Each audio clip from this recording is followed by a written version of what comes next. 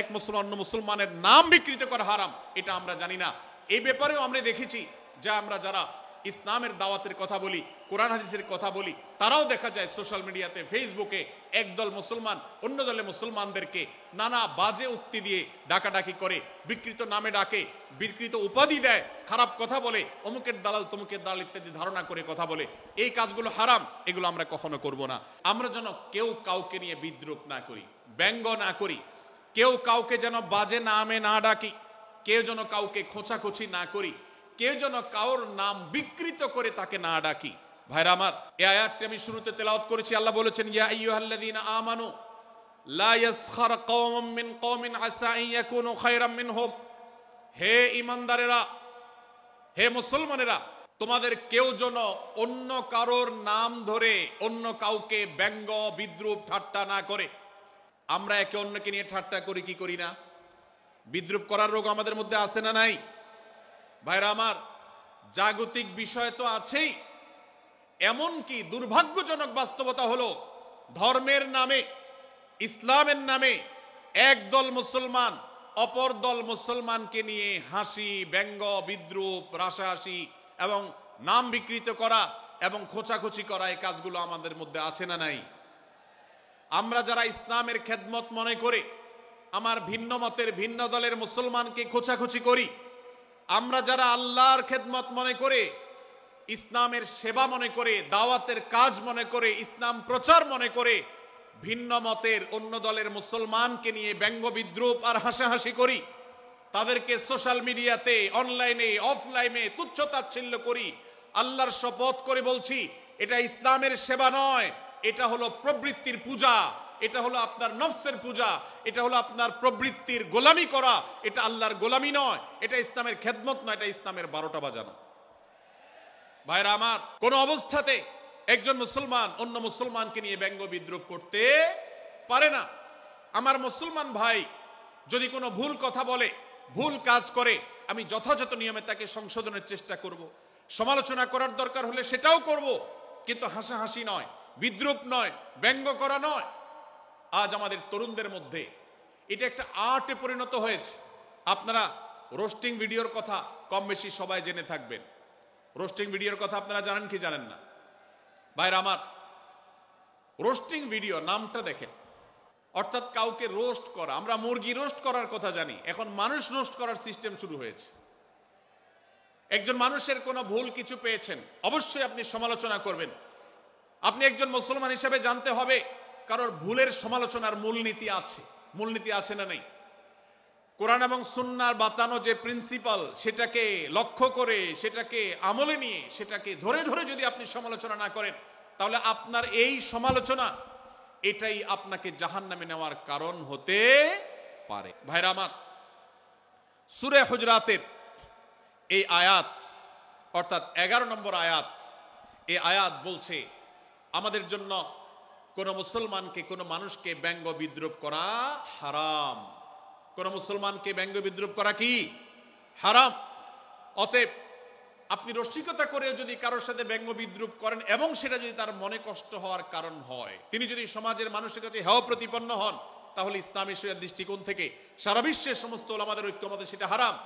আমরা চুরি করা হারাম জানি, আমরা ডাকাতি করা হারাম জানি, আমরা মাদক সেবন করা হারাম জানি, আমরা নামাজ ত্যাগ করা হারাম জানি। এই সমস্ত হারাম থেকে আমরা অনেকেই বেঁচে থাকি, কিন্তু আমি আমার মুসলমান ভাইয়ের চরিত্র হনন করছি, শুধুমাত্র সাধারণ জীবনযাত্রার ক্ষেত্রে করছি তা নয়, এমনকি ধর্মের নামে, ইসলাম প্রচারের নামে, দাওয়াতের নামে আমরা আমাদের প্রতিপক্ষ মুসলমান ভাইকে নিয়ে অনেক সময় ব্যঙ্গ বিদ্রুপ করি, হাসাহাসি করি, তাকে ছোট করি, তাচ্ছিল্য করি, হেয় করি, তার সম্মানহানি করি। আমরা জানি না আমাদের প্রিয় নবী সাল্লাল্লাহু আলাইহি ওয়াসাল্লাম এর একটা হাদিস আমাদের সামনে রয়েছে, সহিহ মুসলিমে বর্ণিত হয়েছে। নবী করিম সাল্লাল্লাহু আলাইহি ওয়াসাল্লামের এই হাদিস আজ সবচেয়ে অসহায় হাদিস। অসহায় হাদিস এই জন্য বললাম যে আজকের এই হাদিসের উপরে কেউ আমল করে না, এই হাদিসটাকে কেউ পাত্তা দেয় না, এই হাদিসকে কেউ গুরুত্ব দেয় না, অথচ এই হাদিস প্রত্যেক মুসলমানের বুকে বুকে ঝুলিয়ে রাখা দরকার। এই হাদিস আমাদের ঘরে ঘরে ঝুলানো দরকার, এই হাদিস আমাদের অফিসগুলোতে শোভা পাওয়া দরকার, এই হাদিস আমাদের জীবনে বাস্তবায়ন হওয়া দরকার। নবী করিম সাল্লাল্লাহু আলাইহি ওয়াসাল্লাম সেই হাদিস বর্ণনা করেছেন।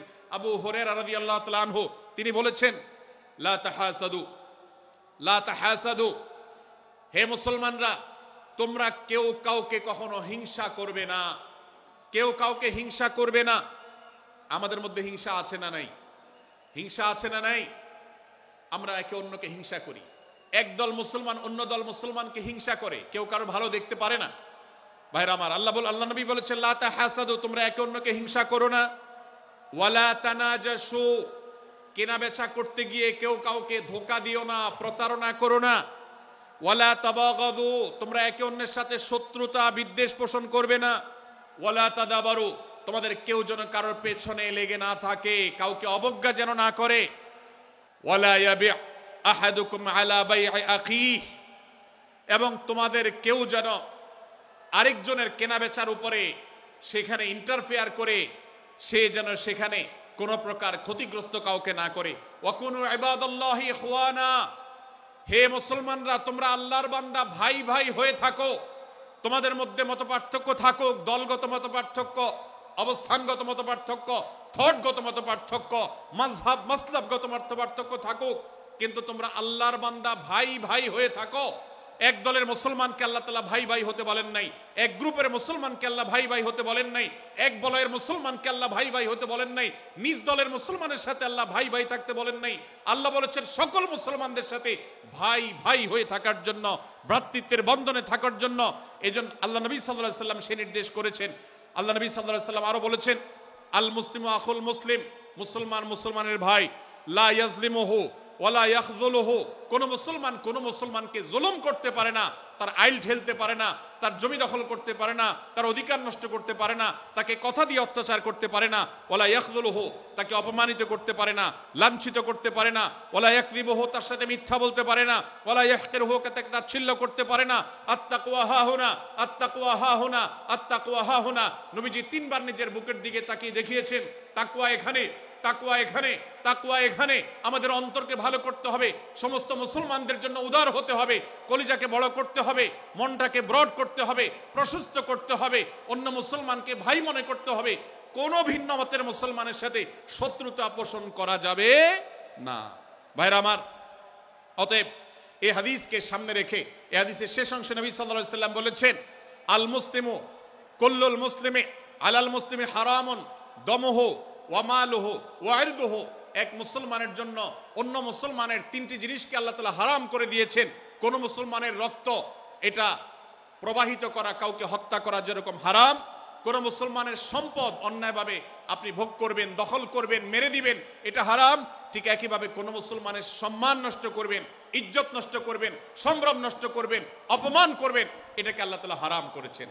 আল্লাহ তাআলা আমাদের সবাইকে অন্য মুসলমানদের ব্যাপারে এরকম দায়িত্বশীল ভূমিকা রাখার তৌফিক দান করুন, বলুন আমিন। ভাইরা আমার, সূরা হুজরাতের 4 নম্বর আয়াতের এই শিক্ষাকে ধারণ করে আমরা কারোর প্রতি ব্যঙ্গাত্মক আচরণ করব না। অনেক মুসলমান আছেন অন্য মুসলমানদের নাম ধরে ধরে বিদ্রুপ ব্যঙ্গ করেন, নাম বিকৃত করেন। অনেক সময় আমরা রসিকতা করেও আমাদের অনেকের নাম বিকৃত করি।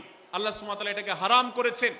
এমনকি নবী সাল্লাল্লাহু আলাইহি ওয়াসাল্লাম বলেছেন, লা তাকুল লিকাসিরিন ইয়া কাসিরু, কোন খাটো বা বেটে মানুষকে হে বেটে, হে খাটো এরকম বলে ডেকো না। নবী সাল্লাল্লাহু আলাইহি ওয়াসাল্লাম বলেছেন, এভাবে ডাকলে তিনি অপমানিত হন। আল্লাহ তাকে এভাবে সৃষ্টি করেছেন। আমরা অনেক সময় দেখা যায় একে অন্যকে খোঁচা মারতে গিয়ে তার গায়ের রং কালো হলে, তিনি দেখতে আকারে ছোট হলে তাকে আমরা ব্যঙ্গ করি, বিদ্রুপ করি, তাকে আমরা তাচ্ছিল্য করি, তাকে আমরা অপমান করি, তাকে আমরা অপদস্থ করি।